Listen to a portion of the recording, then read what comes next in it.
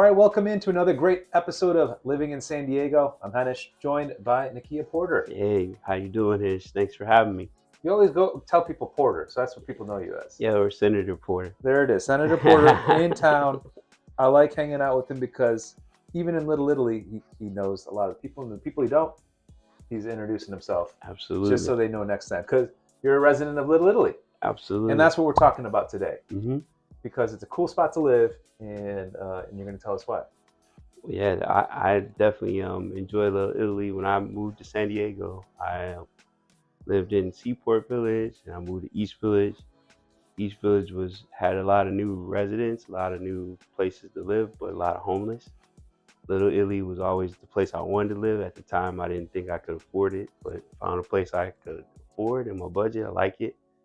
Less homeless, walkable, a lot of places to eat, tons of stuff to do. I don't really drive my car. I just park my car at home and walk around and enjoy myself. So That's I really like it. One of the best parts of being in a city is the ability to walk and live as opposed to have to drive places and commute and figure it out. Correct. And I think more and more people understand the benefit of being able to live where you want to spend your time. Correct. Absolutely. Well, tell me more. So we got an awesome location. It's right downtown. You can get to the airports. There's all the features of central San Diego that you can get to. Balboa Park's close by if you need to. But you've got all the best bars and restaurants in town, right? What are some of the other key attractions of Little Italy? I mean, if you like to exercise, you got the Fit that's down there, one of the best gyms to work out. You can walk the harbor, run the harbor if you like to run. The farmers market, usually every Wednesday, and on the weekends on Saturday.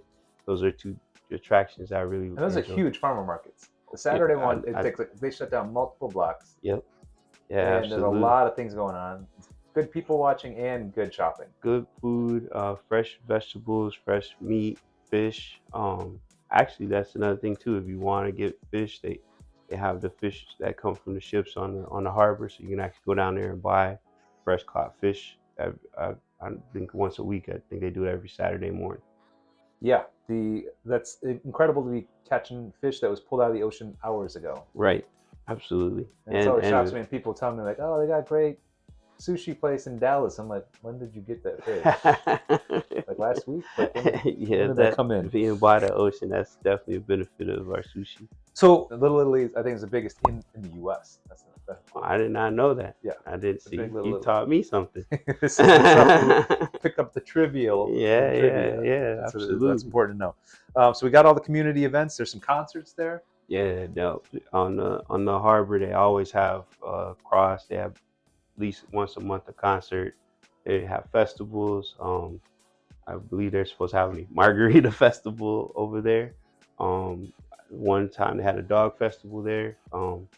But they always have music, tons of stuff to do. The dining is excellent there. We got some of the best restaurants in San Diego with award-winning chefs. Tell me some of your favorites. Born and Raised is definitely on one of the top of my list. Urban Wood, Nolita Hall, the Height. We went to the Height.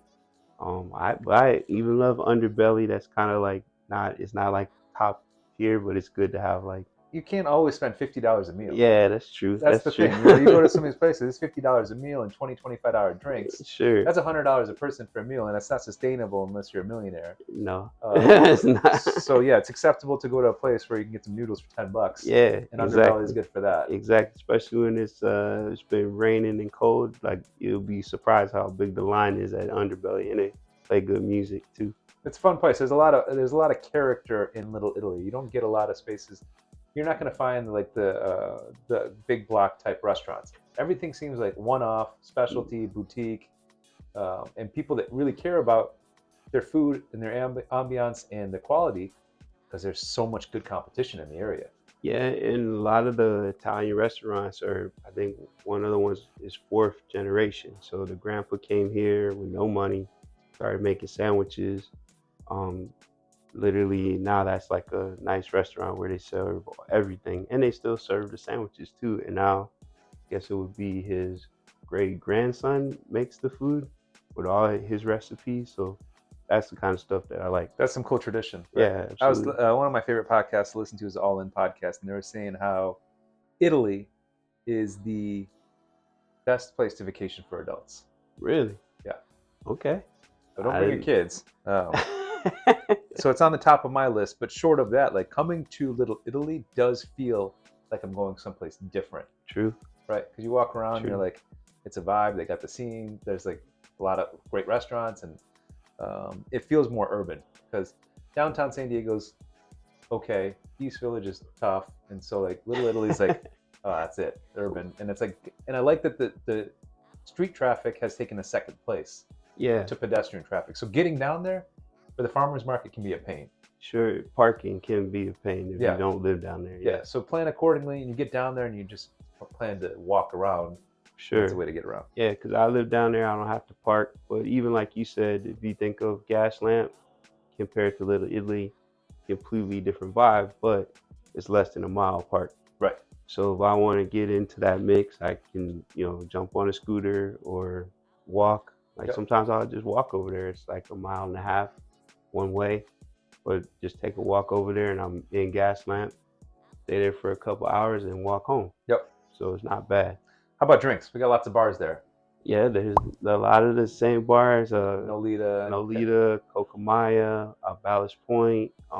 Those are the breweries and stuff too. Yeah, so if you like beer, that's definitely, you can get beer there. They got some cool rooftops. They got some cool outdoor patios there. There's places with some views.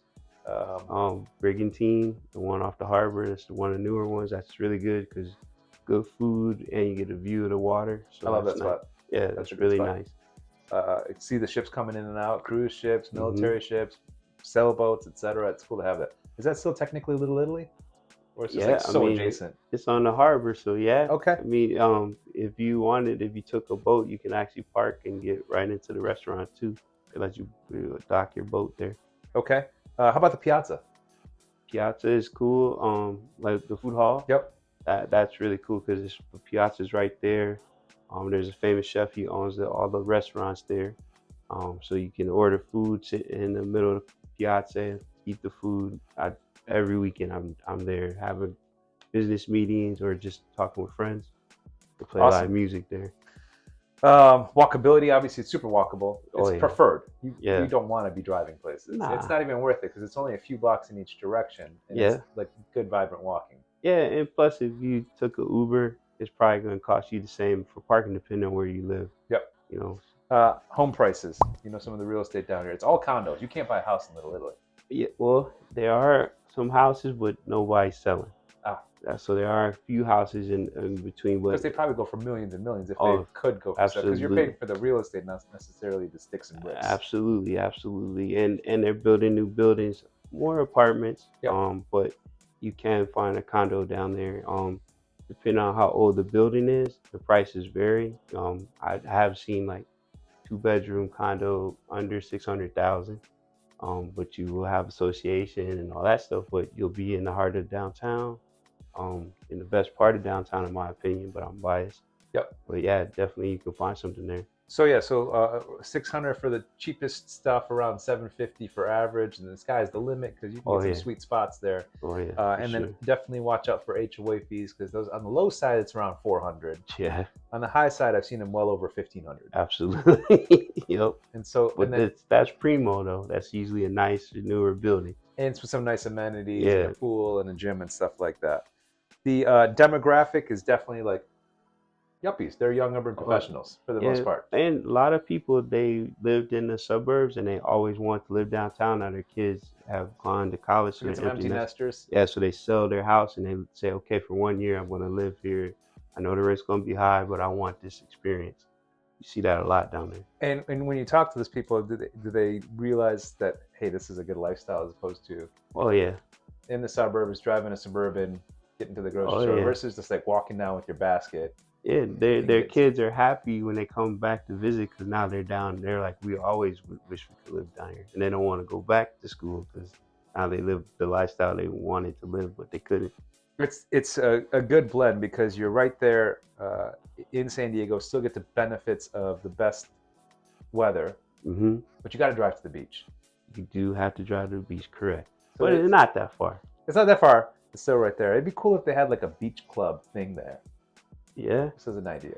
Yeah. I mean, Put a little sand someplace, a couple palm trees. so like It a doesn't have to nightclub. be on the ocean. A nightclub. Maybe it's a day club, because there aren't many like party bars Okay. in Little Italy. True. Well, but remember they close early too. Okay. So That's good to know. usually by 11 o'clock, Most of the place quiet. yeah, it's quiet because it's residential, residential. so they don't keep it open later like a gas lamp. So that's a benefit too, right? Yeah, so it's you not can live all there, so crazy. you don't have to worry about it being tilt. Wait. Oh, at night, yeah. You can get to bed. Nah, Wake up. there's hardly any, like, when I lived by gas lamp, there'd be fights and all kinds of crazy stuff. None of that in the Little. No, not at all. Nothing That's like nice. That's why I'll be there on Yeah. Sunday. Yeah. I like this. Well, cool. Thank you, Mr. Senator Porter. Yes, sir. Thank you for joining me on this episode of Living in San Diego, where we discussed all things Little Italy. Man, thanks for having me. It's an honor.